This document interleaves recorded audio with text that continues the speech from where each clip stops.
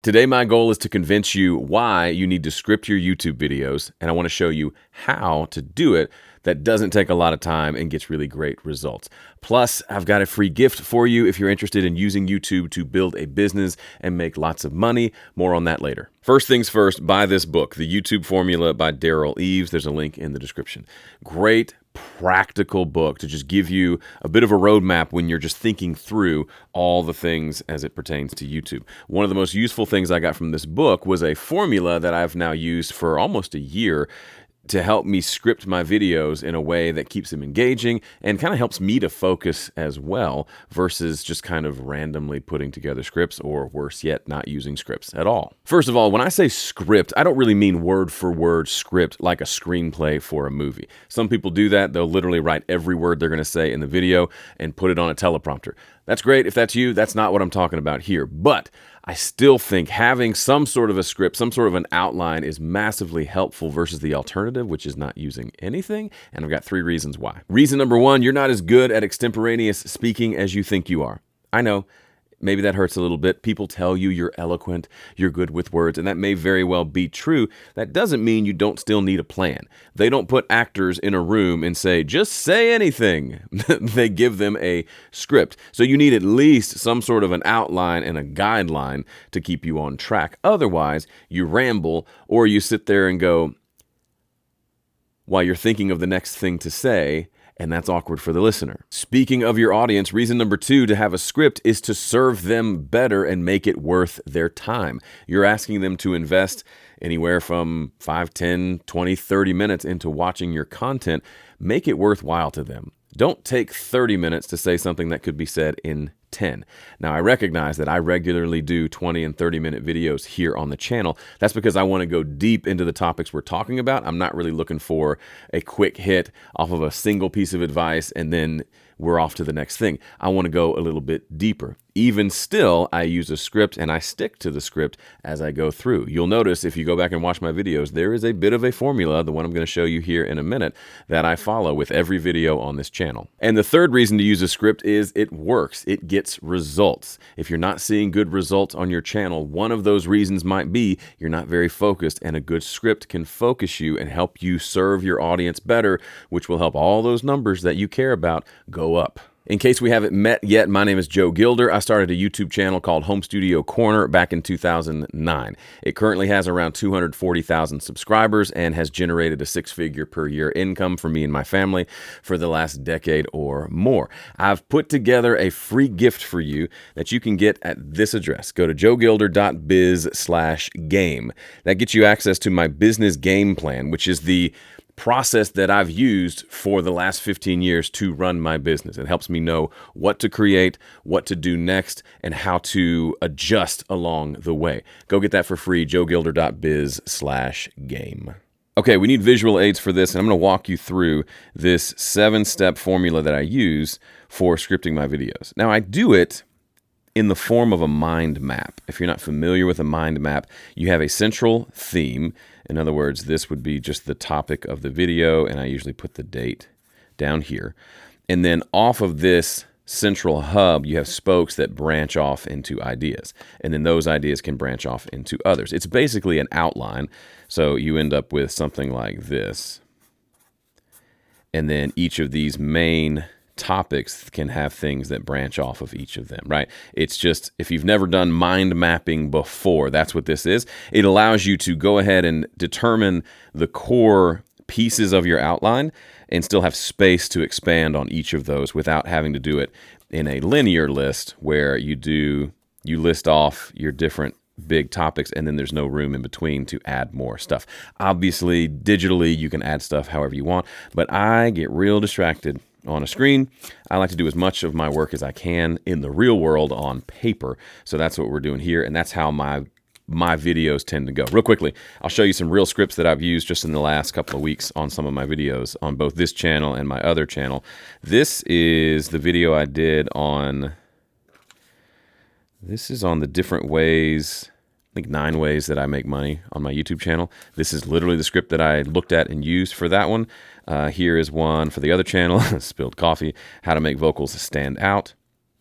This is that script. So as you can see, it's not word for word. It is basically an outline in a cool visual form that's easy for my brain to remember. I can look at this, quickly gather the information, then look at the camera and start shooting. Here's another one. I think this is just the most recent video I did on this channel. And here's another one on using vocal effects. This is for the other channel. So as you can see, they follow a similar flow and a similar formula. Let's talk about that formula. So the main topic's in the middle. The way this works is we start at 12 o'clock and we work our way around. So the video begins here and we work our way this way. Okay. So the first element is the hook. So the hook is the promise we're making at the beginning of the video, the thing we're saying about what are we promising they're going to get out of this video? What is the payoff? Why should they stick around and watch it? So pretty short, usually 1 to 2 sentences, but it needs to essentially the title of the video needs to be great, and this hook kind of reiterates in a few more words the promise from the title. So they see the title, it says how to script your videos. Then you'll notice the beginning of this video, I said, here's the script for the very video we're watching. I said, we're going to talk about why and how you need to script your videos.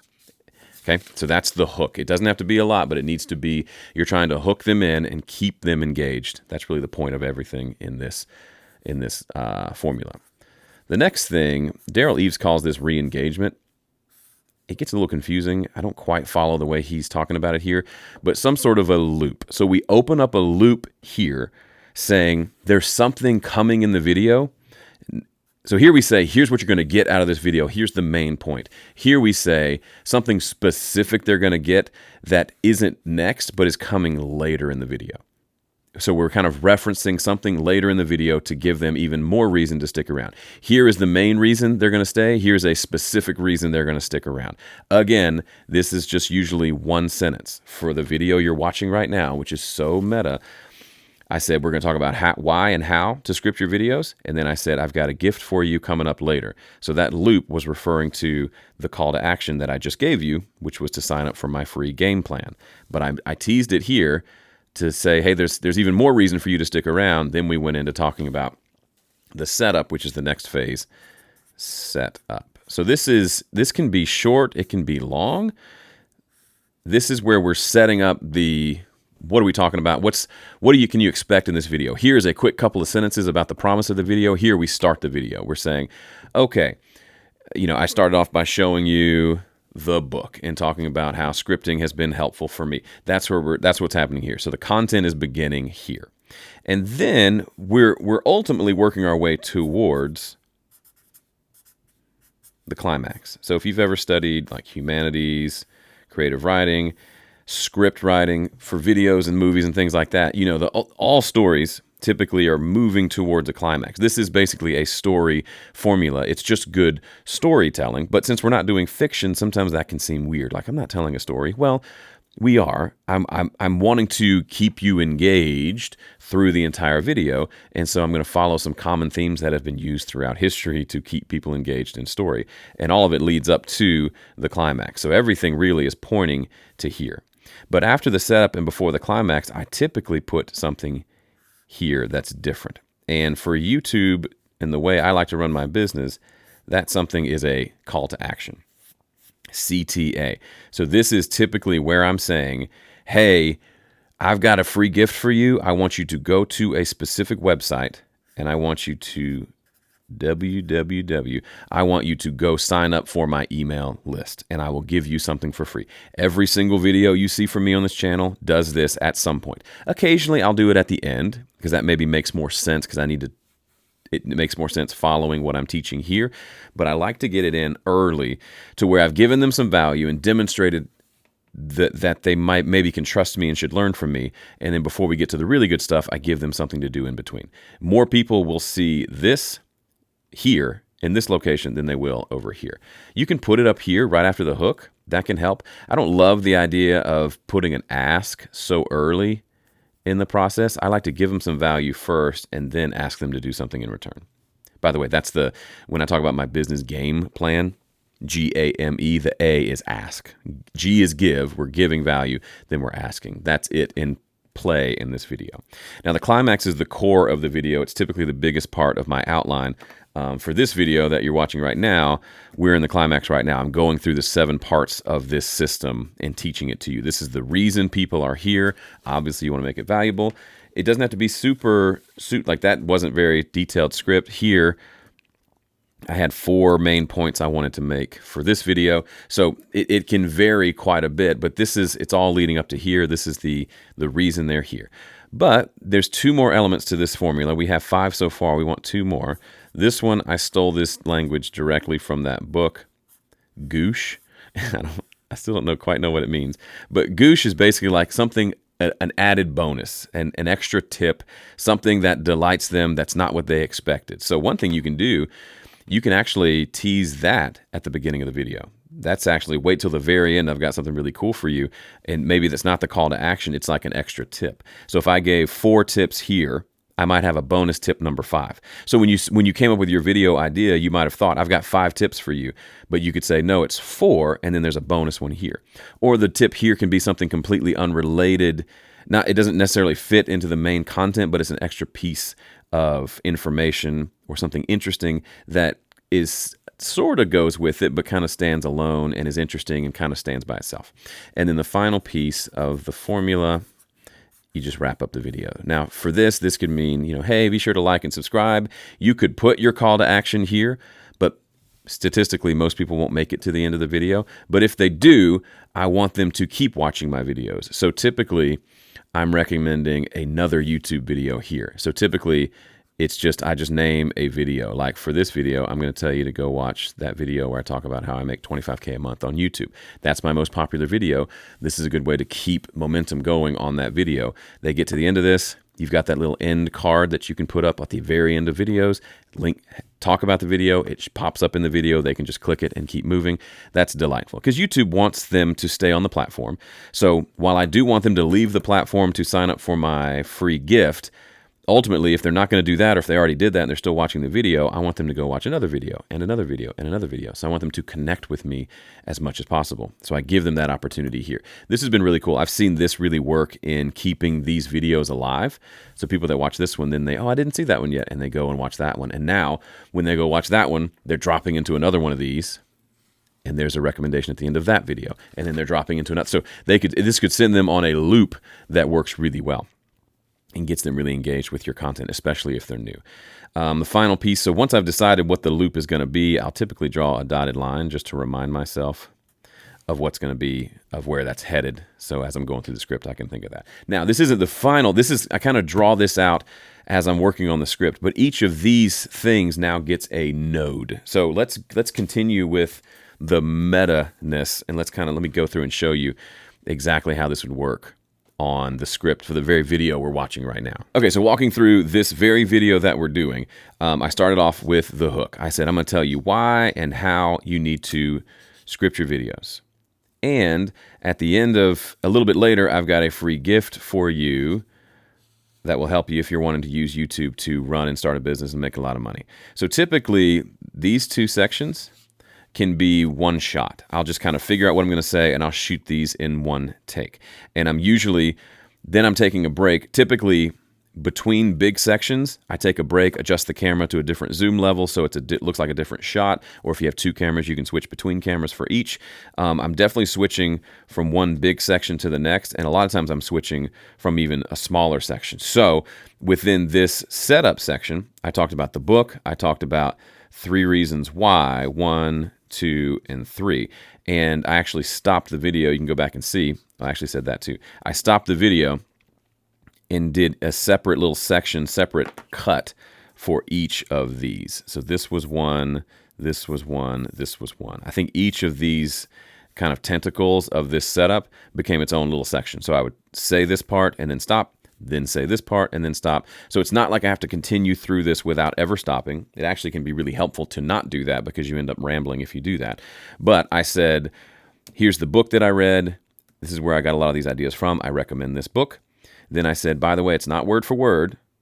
It's not like a teleprompter thing. It's just a guideline for you. And here's why that matters. 1, you're terrible. You're not good at being extemporaneous. 2, it's worth their time for you to script. It doesn't waste their time. And 3, it actually gets results.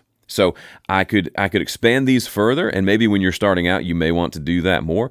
But even just being an outline, like I know when I say extemporaneous, you're not good at extemporaneous. I know what I want to say there.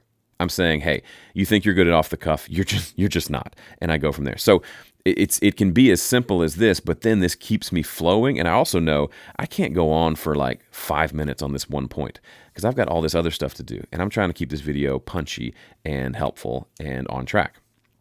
So then we go into the call to action. This is usually 30 to 60 seconds, no more. Sometimes I just say what the call to action is and I just briefly describe it. Other times I'll give myself a little more of a script. Here I wanted to say who I am. This is how many subscribers I have. This is how much money I make for the last decade. That's pretty impressive. That would make me want to click this link. We'll see. We'll see if it worked. Let me know if that worked. And now we're into the climax, which I'm doing here. Now I'm doing all of this basically as one take because I know the 7 parts that I want to use. I already have that script in my head. I'm literally looking at it right here. So I knew as I go through, I just teach each of these to you and we're off to the races.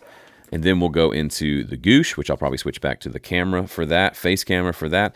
And the goosh, let's just do it right now, is that paid content, you can be more off the cuff. That's kind of the fun little secret about doing the kind of business model that I do. The free content takes the most production because people are the least patient and are the most distracted. However, once they buy into, let's say they get my business game plan or they buy one of my courses, the paid content I can relax and take my time. I still script things a little bit, but not nearly as detailed as this. I'll have maybe 3 big points and a couple of notes for each, and then I just go and make the content. I can talk a little bit longer. I can go a little more in depth because it's more like, hey, they're paying to have a lecture from me versus a quick hit of content over here on YouTube. So the goosh, the value add here is you don't have to do this for all your videos. This video is mainly talking about YouTube because YouTube is important for the front end of the business, but I don't have to necessarily follow this for everything. Now, is this a mistake? I don't know. It's worked well for me. People love my courses. I find that the extra effort into scripting and tightening up the course material, I don't know that it would actually help with any additional sales. If anything, this makes people connect with me even more. Once they spend the money, then they're willing to spend time with me as I talk through it. I still don't want to ramble. I still want to make it valuable and worth their time, but I'm just not as anal retentive about following a specific formula. I have a few points that I want to make in the paid content, and I make those points. And then finally, if you liked this video, I did a video on how I generate $25K a month from the business that I build on the back of YouTube. And no, it's not from ad revenue. I use YouTube to build my business. I'm still a YouTuber. YouTube is still my front end, but YouTube pays me like $1,200 a month in ad revenue. But my business makes about $300K a year or $25K a month. Which of these is better, right? I like this one a lot. If I just did YouTube, I'd make some money, but I have a business by building something on the back of YouTube. So there's a video all about that. If you're interested, you can go check that out. It should show up somewhere on the screen, like maybe right here, or maybe it's over here. I'm not sure where it's going to be, but thank you so much for watching. Hope this was helpful for you. Now go script something. See ya.